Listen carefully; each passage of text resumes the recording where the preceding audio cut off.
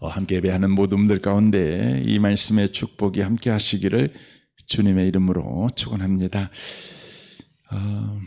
우리는 여러 일의 결과와 또 사람들의 반응에 우리의 마음이 좌우될 때가 많습니다. 일이 잘 되면 좋고 일이 안 되면 우리 마음이 무너집니다.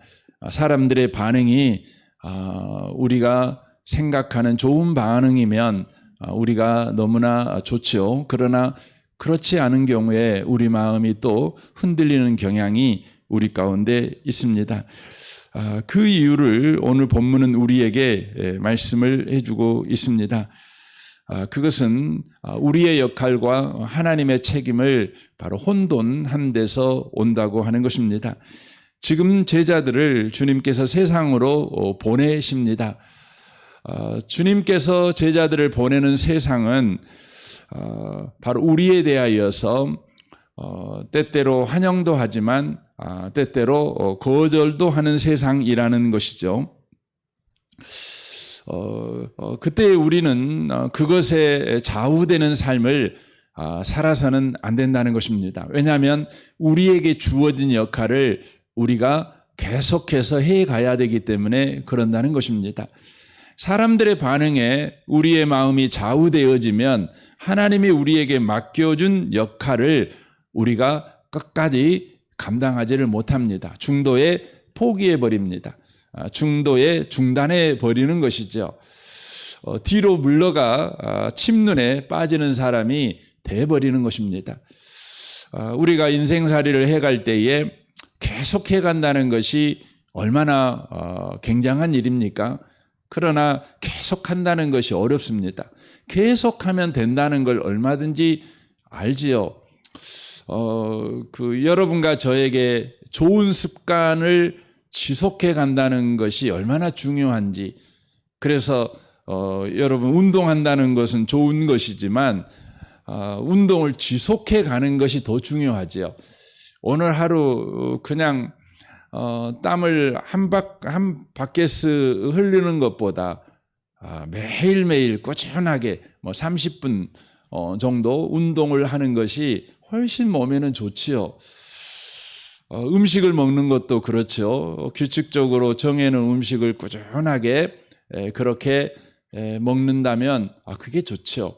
아침에 일어나는 시간과 잠자는 시간이 아주 규칙적이라면 아주 그분 건강한 삶을 지금 살아가고 있는 것이 아닙니까?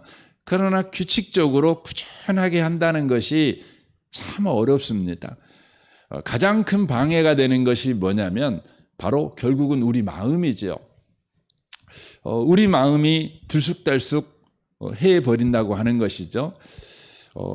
그래서 우리 마음에 내일로 미루고 싶은 마음, 오늘은 좀 쉬어비고 싶은 마음이 우리 가운데 일어나는 것이죠. 그래서 성경에서는 심지가 견고한 사람, 그 사람을 우리 하나님이 좋아하신다 이렇게 말씀을 하고 계십니다. 이렇게 들쑥달쑥하지 않는 거죠. 오르내리지 않는 것이죠. 일정한 것이죠. 그렇게 하기 위해서는 언제나 우리의 역할과 하나님의 책임을 정확하게 이해하고 혼돈하지 않고 우리의 역할에게만 집중하는 삶을 살아가는 것이 중요합니다. 그래서 로마서 12장에 우리에게 이렇게 말씀을 하시는 것입니다. 그러므로 형제들아 내가 하나님의 모든 자비하심으로 너희를 권하노니 너희 몸을 하나님이 기뻐하시는 거룩한 산 제물로 드리라. 이는 너희가 드릴 영적 예배니라. 너희는 이 세대를 본받지 말고 오직 마음을 새롭게 함으로 변화를 받아 하나님의 선하시고 기뻐하시고 온전하신 뜻이 무엇인지 분별하도록 하라. 내게 주신 은혜로 말미암아 너희 각 사람에게 말하노니 마땅히 생각할 그 이상의 생각을 품지 말고 오직 하나님께서 각 사람에게 나누어 주신 믿음의 분량대로 지혜롭게 생각하라. 우리가 한 몸에 많은 지체를 가졌으나 모든 지체가 같은 기능을 가진 것이 아니니 우리에게 주신 은혜대로 받은 은사가 각각 다르니 혹 애언이면 믿음의 분수대로, 혹 섬기는 일이면 섬기는 일로, 혹 가르치는 자면 가르치는 일로, 혹 이로하는 자면 이로하는 일로, 쭉 그렇게 나옵니다. 그러니까 여러분과 저의 일상이 바로 예배가 되는 삶, 그러니까 하나님과 동행하는 삶, 하나님이 우리 가운데 일하고 계신다, 하나님이 우리 가운데 앞서행하시고 계신다, 하나님이 우리의 공급자이시다, 하나님께서 우리의 보호자시다, 이것을 늘 인정하는 삶, 이것을 늘 의지하고 그것에 잇대어 살아가는 삶, 그것을 살아가라고 요구하십니다. 그렇게 함으로 인하여서 하나님 안에 있는 사람과 하나님 밖에 있는 사람, 예수 안에 있는 사람과 예수 밖에 있는 사람이 어떻게 다른가를 우리가 분별하는 삶을 살아가라고 요구하십니다. 그렇게 살아가기 위해서 우리에게 첫 번째로 요구되는 것이 있는데, 그것이 뭐냐면 마땅히 생각할 그 이상의 생각을 품지 않는 것입니다. 그러니까 하나님께서 각 사람에게 나누어 주신 믿음의 분량대로 지혜롭게 생각하는 것입니다. 하나님이 주신 믿음의 분량대로 지혜롭게 생각한다. 그걸 구체적으로 이제 예를 들어가지고 성경이 말하는 것이죠. 애언의 은사, 애언의 그 믿음의 분량, 은사를 받았다면 그 사람이 해야 될 역할은 뭐냐면 믿음의 분수대로 애언하는 것입니다. 이게 굉장히 중요한 것이죠. 그러니까 자기 역할을 안 떠나는 것입니다.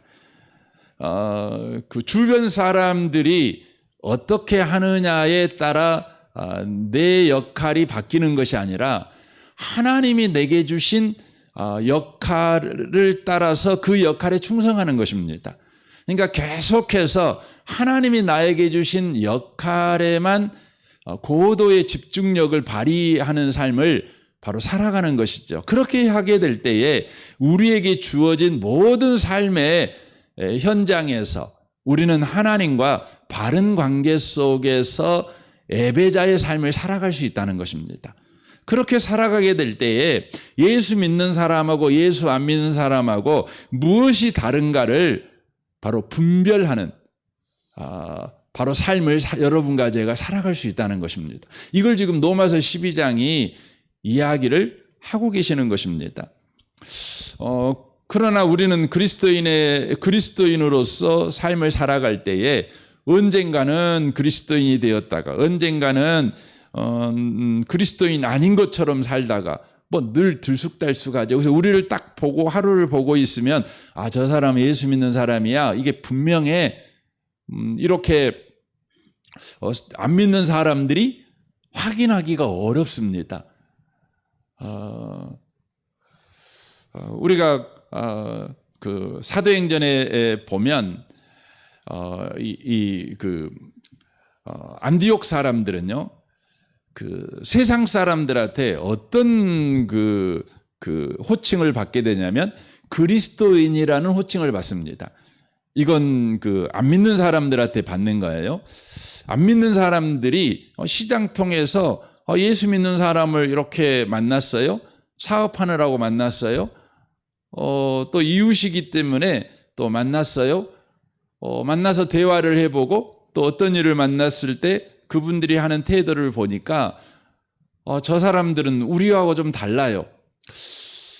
저 사람들이 살아가는 삶의 방식은 저들이 전하고 있는 바로 예수를 따르는 삶을 살아가고 있는 거죠.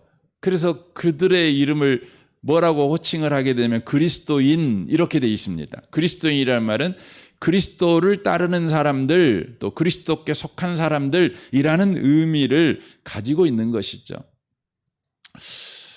그렇게 한 이유가 뭐냐면 하나님의 책임과 자기의 역할을 바로 혼돈하지 않는 것입니다. 이 아침에 오신 복 있는 성도 여러분, 우리는 우리에게 주신 역할을 지속적으로 하해 가셔야 합니다. 그게 뭡니까? 오늘 본문에서는 평화의 복음을 전하는 것이다 라고 말합니다. 그래서 12절에 그렇죠. 그 집에 들어가면서 평안하기를 빌라 이렇게 되어 있습니다. 평안하기를 빌라. 이게 이제 우리 한글에서는 이 헬라어 단어 동일한 단어인데 이걸 그 세 가지로 번역을 이렇게 해놨어요. 뭐 이렇게 문맥에 따라서 동일한 단어입니다. 그게 뭐냐면 평안, 평화, 화평 이게 다 똑같은 단어입니다. 그래서 우리가 이 마태복음에서는 뭐 평안 이렇게 돼 있잖아요. 근데 고린도 후서에서는 화평 이렇게 돼 있기도 하지요. 그러니까 똑같은 단어라는 걸 여러분과 제가 이해하셔야 합니다. 이것을 이제 히브리어로 말하면 샬롬입니다. 샬롬이죠. 이스라엘 사람들 인사말입니다. 샬롬이죠. 그래서 에루살렘 이렇게 돼 있잖아요. 이 살렘이 이 샬롬에서 나오는 단어입니다. 그러니까 평화를 이야기하는 것이죠. 이제 우리나라 말도 사실은 그 인사말이 같아요. 안녕하십니까? 이렇게 말하잖아요. 평화하십니까? 뭐 이런 의미죠. 평화를 전하라는 것이죠. 그런데 이제 일반적으로 세상에서 말하는 평화는 말 그대로 전쟁이 없는 것을 그 평화라고 이야기하는 것이죠. 전쟁이 없는 상태. 그러니까 평화를 방해하는 모든 적들이 제거된 상태, 이게 세상이 말하는 평화입니다. 그러나 성경이 말하는 평화는 어떤 거냐? 하나님이 우리와 함께 하심입니다. 이게 평화입니다. 그러니까 어린아이에게 평화가 뭡니까? 엄마 품에 있는 게 평화 아니겠어요? 전쟁이 없는 게 아이들에게 평화가 아닙니다. 아이들에게 평화는 뭐냐면 바로 봄이냐 여름이냐 가을이냐 겨울이냐 계절이 평화를 만드는 게 아닙니다. 엄마 품에 있으면 봄에도 평하고 여름에도 평하고 가을에도 평하고 뭐 겨울에도 평하고 뭐 그렇지요. 가뭄날에도 평하고 밤에도 평하고 뭐 낮에도 평하고 맨 평합니다. 함께 하는 것이죠. 그러니까 샬롬 이 말은 이스라엘 사람들에게는 적이 다 사라져 버렸습니다. 이제 평화의 시대가 왔습니다. 세상이 말하는 평화를 이야기하지 않고 하나님이 우리와 함께 하십니다. 이거예요. 하나님이 우리와 함께 하십니다. 이 평화를 전하는 것이죠. 예수님께서 이제 제자들에게 나아가서 평화를 전하라고 말했습니다. 이전에도 그들은 평화를 이야기했습니다. 그러나 예수님이 오시기 전에 그들의 평화는 소망이죠. 평화가 왔으면 좋겠습니다. 하나님이 우리와 함께 하시면 좋겠습니다. 이런 거죠. 그러나 예수님이 이 땅에 오셔서 제자들에게 세상에 나가서 전하라는 평화는 뭡니까? 주님이 우리와 함께 하십니다. 주님이 오셨습니다. 이 평화를 전하라는 것입니다. 왜 그렇게 된 것입니까? 바로 예수님이 이 땅에 오심으로 인하여서 하나님과 우리 사이에 막혀 있는, 그러니까 불화하게 한 그 죄의 장벽이 십자가에서 우리 주 예수께서 친히 죄를 짊어지심으로 말미암아 무너져 버린 것이죠. 그래서 하나님과 바로 우리 사이에 바로 무슨 일이 바로 벌어지게 되었습니까? 바로 하나님과 우리 사이에 화평한 일이 바로 벌어지게 된 것이죠. 그래서 에베소서에서는 이렇게 이야기를 하지요. 2장에서 말합니다. 16절에 14절부터 보면 그는 우리의 화평이시라. 둘로 하나를 만드사 온수된 것 곧 중간에 막힌 담을 자기 육체로 허시고 십자가로 이 둘을 한 몸으로 하나님과 화목하게 하려 하심이라. 온수된 것을 십자가로 소멸하시고 라고 말씀하십니다. 그러니까 예수께서 십자가에서 우리의 죄를 친히 담당하심으로 하나님과 우리 사이에 불화하게 만든, 화평하게 하지 못한 담을 주님이 친히 헐어버리신 것이죠. 이게 이제 예수님이 십자가에서 운명하실 때에 바로 성전의 지성소의 휘장이 위에서 아래로 바로 찢어졌죠. 찢어진 거죠. 그것이 바로 예수님의 바로 찢겨진 몸을 이야기하는 것이죠. 그래서 인간과 하나님 사이에 가로막혀 있던 그 담이 어떻게 되었어요? 도리어 길이 된 겁니다. 그 찢기신 그 휘장이 뭡니까? 예수의 몸이죠. 그래서 예수가 뭐예요? 길인 것입니다. 하나님께 나아가는 길인 것입니다. 그래서 나로 말미암지 않고는 아버지께 올 자가 없다. 내가 곧 길이요 진리요 생명이니 나로 말미암지 않고는 아버지께 올 자가 없다. 이렇게 주님께서 말씀을 하시는 것입니다. 이 평화를 전하는 것이죠. 그래서 여러분 지금 시대에는 우리가 무엇을 전하는 것입니까? 지금 시대에는 샬롬, 바로 평화의 복음을 전하는 것입니다. 여러분 구약에는 평화의 복음이 아니었어요. 구약에는 어떤 여러분 말씀을 전하는 거죠? 심판의 말씀을 전하는 것입니다. 그들로 하여금 오실 예수님을 열망하게 만드는 것입니다. 자신들의 행위로는 구원을 받을 수 없다는 것, 망하고 망할 수밖에 없다는 것을 그들에게 가르쳐줘서 너희들은 망했어. 너희들은 이제 죽었어. 이제 너희들에게 구원자는 바로 하나님께서 약속하신 그 구원자 외에는 없어. 이걸 가르치는 거죠. 그래서 구약의 여러분 메시지는요.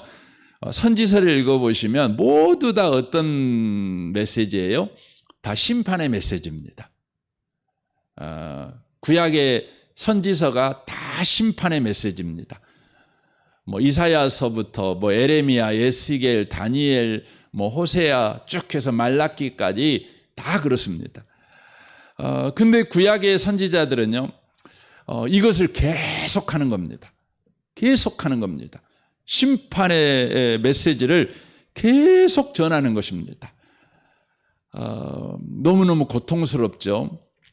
그럼에도 불구하고 계속했습니다. 왜냐하면 그들은 그들의 역할과 하나님의 책임을 바로 혼돈하지 않았기 때문입니다. 그래서 가장 대표적인 게 이제 이사야 말씀이잖아요. 이사야 6장에 보면 그 하나님께서 이사야에게 이렇게 말씀을 하십니다. 9절부터 보면 여호와께서 이르시되 가서 이 백성에게 이르기를 너희는 듣기는 들어도 깨닫지 못할 것이요 보기는 보아도 알지 못하리라 하여 이 백성의 마음을 둔하게 하며 그들의 귀가 막히고 그들의 눈이 감기게 하라. 염려하건대 그들이 눈으로 보고 귀로 듣고 마음으로 깨닫고 다시 돌아와 고침을 받을까 하노라 하시기로라고 돼 있어요. 지금 이사야에게 말하는 거죠. 네가 가서 이제 하나님의 말씀을 전해라. 니들 하나님께 안 돌아오면 니들 망해. 니들 망할 거야. 심판받을 거야. 가서 전해. 이제 그러는 거죠. 그러나 그들은 안 들을 거라는 것입니다. 안 들을 거라는 거죠. 그럼에도 불구하고 계속 전해라. 계속 전해가지고 그들의 마음이 더 둔하여지고 그들의 귀가 더 막히고 그들의 눈이 더 감기게 해라. 이렇게 말을 합니다. 이 성경이 참 어렵게 들려질 수 있습니다. 그러나 여러분이 이 말씀을 하나님의 말씀이라는 것이 좌우의 날이 센 검이라는 것을 이해하면 이 말씀을 금방 이해할 수 있습니다. 그러니까 생명을 가진 자에게는 하나님의 말씀은 생명을 얻고 더 풍성히 얻는 것입니다. 그러나 죽은 자들에게는 마음이 둔하여지고 죽어있는 자들에게는 하나님의 말씀을 들으면 들을수록 더 완고해지는 겁니다. 더 완고해져요.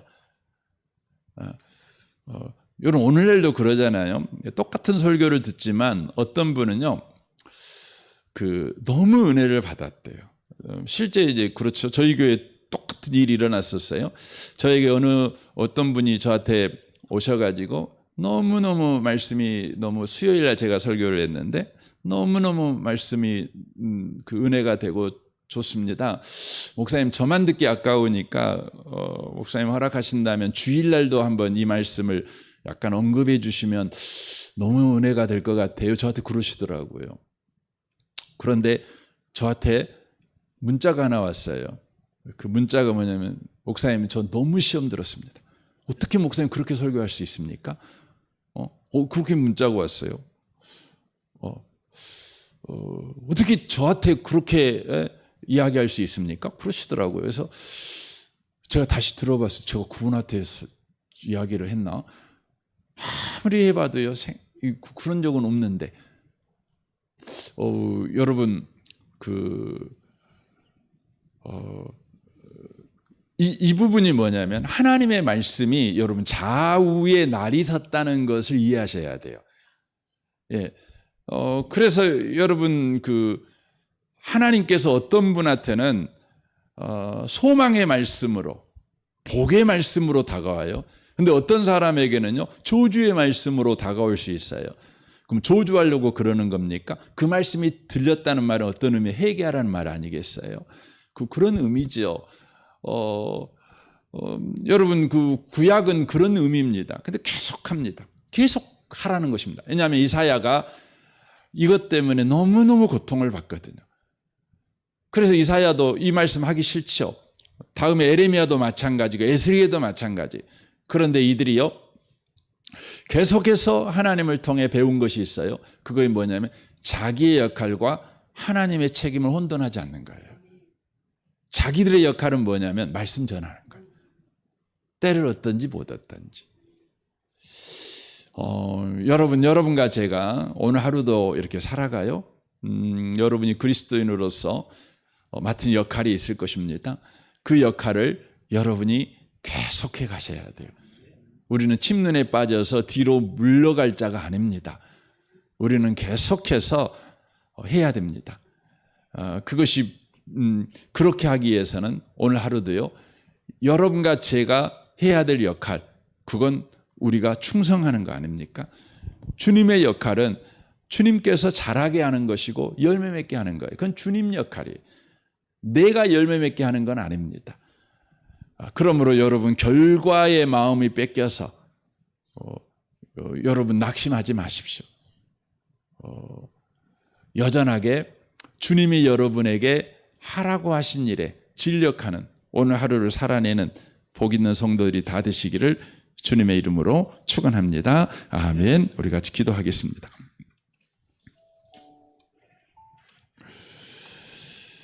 오늘 말씀을 우리 생각하면서 주님의 우리의 역할과 하나님의 책임을 혼돈하지 않게 해 주옵소서. 우리의 마음이 낙심되기 쉽사오니 그래서 중도에 포기하고 중단해 버리는 연약함이 있사오니 주님 우리에게 오늘 또 은혜를 베푸셔서 우리의 역할과 하나님의 책임을 혼돈하지 않아 여전하게 우리 역할을 해가는 우리가 되는 은혜를 허락하시옵소서. 여러분의 가정생활과 직장생활 또 교회생활 또 모든 관계를 위해서 여러분 기도하시면 좋겠습니다. 또 우리 아동부 윤상효 전사님과 교사들을 위해서 또 아이들을 위해서 또 기도해 주시고 승찬마을 장로님과 순장 순원을 위해 기도해 주시고 이 나라 이 민족과 북한과 열방을 위해 기도해 주십시오. 오늘 수요일입니다.